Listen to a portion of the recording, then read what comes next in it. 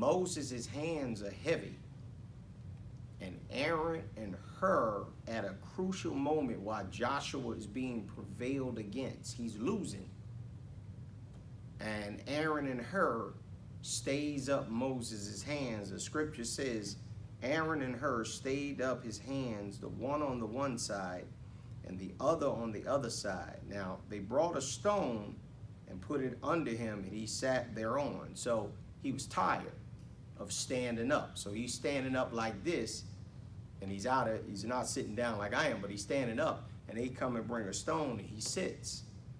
But that's not enough, because now they got to stay up both of his hands, and they stay his hands up until the going down of the sun. But the scripture says his hands were steady. So Joshua would have to remember this, write this, and rehearse it. Write this and rehearse it. Write this and rehearse it. There's an emphasis on the this and the it. And they lifted up their voice and wept again, and Oprah kissed her mother-in-law, but Ruth clave unto her. And she said, Behold, thy sister-in-law is gone back unto her people and unto her gods. Return thou after thy sister-in-law. And Ruth said, Entreat me not to leave thee, or to return from following after thee. For whither thou goest I will go, and where thou lodgest I will lodge. Thy people shall be my people, and thy God my God. Where thou diest will I die, and there will I be buried. The Lord do so to me, and more also, if aught but death part thee and me. When she saw that she was steadfastly minded to go with her, then she left speaking unto her. So they two went until they came to Bethlehem. Now, in the case with Moses, Aaron, and Hur, Joshua is going to have to remember this. Write this and rehearse it.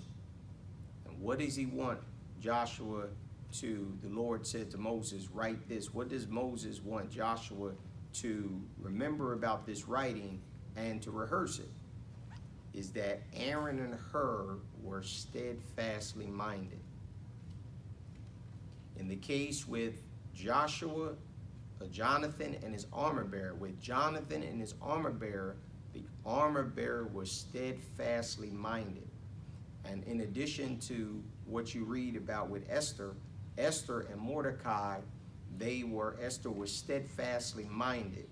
In the case with Ruth and Naomi, it clearly says that Ruth was steadfastly minded. So in all four of these situations of scriptures, what you see is that these individuals, they have the same mind.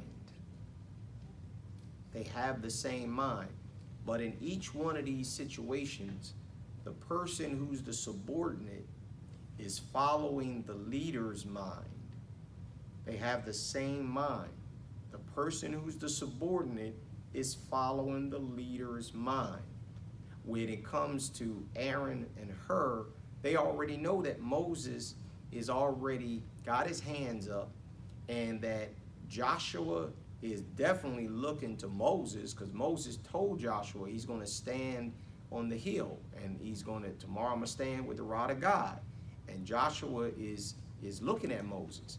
But Aaron and Hur, they got the same mind. Both of them, without it even written, we don't read nowhere in the scriptures. They had a conversation. They can look at each other. Whatever they had that came to their mind, they both had the same mind and said, we have to help our bishop Moses.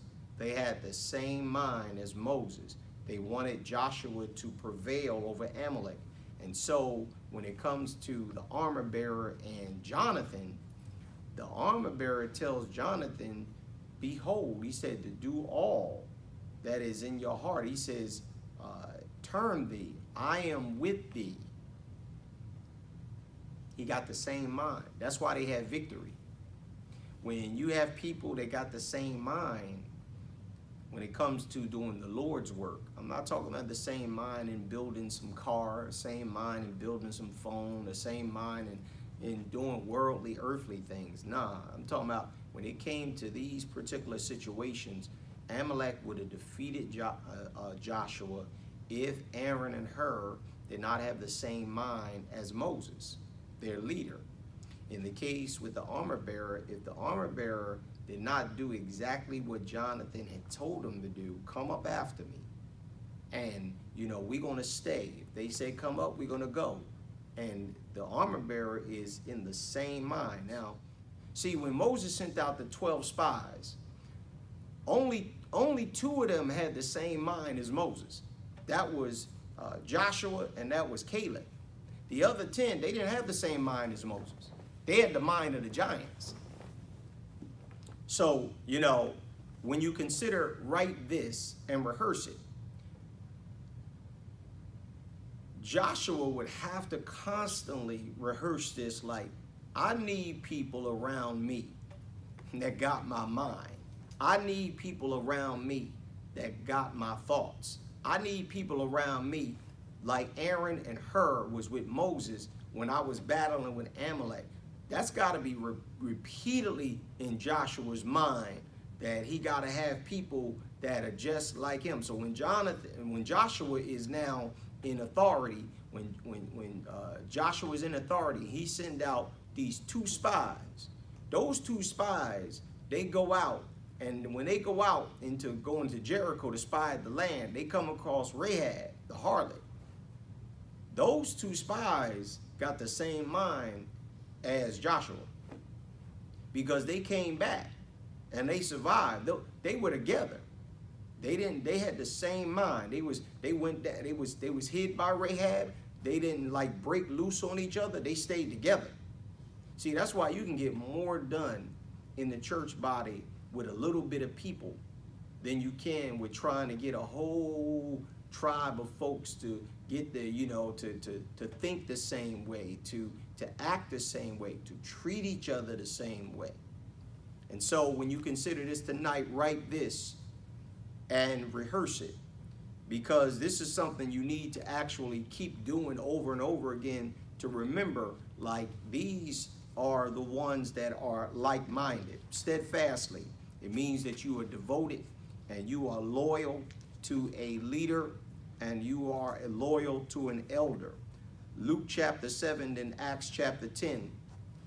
In Luke chapter 7, this is very weighty.